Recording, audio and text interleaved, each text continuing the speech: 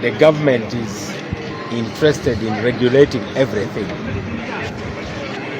As a result, innovations that should bear fruit in a short time end up delaying, because when innovators are moving, the government sometimes comes in and says, we need a policy, we need a law, we cannot do this. So government should really move in tandem with the innovators, and government sometimes should get out of the way of innovators. So there must be a relationship of trust. That trust will ensure that there is no overregulation. Now, those who regulate are those with power. Those who innovate are the ones with the knowledge. There is need to have harmony between those with knowledge and those with power. That is the contradiction that has got to be managed. My advice to the government is, on many occasions, when innovators are trying to solve a difficult problem, the best thing the government can do is to stay away and observe and have faith.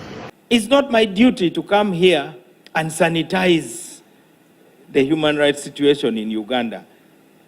I'm disgusted by it myself, if you want to know the truth. The Democratic Party president, who is also Minister for Justice and Constitutional Affairs, Norbert Mao, did not mince his opinion on the country's human rights record. I want to tell you there's no more image to protect. The government in terms of human rights is stark naked. I can tell you frankly.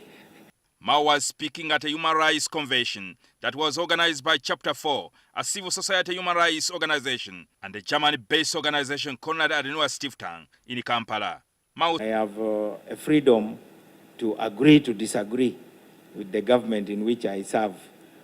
The space for human rights activists in Uganda is not as safe as it should be.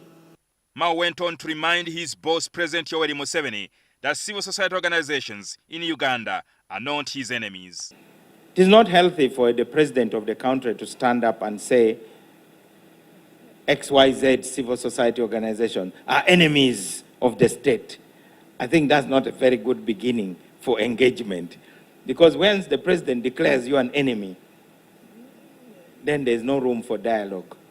So we continuously advise the president of Uganda to use a language which recognizes that every difference of opinion is not necessarily a difference of principle.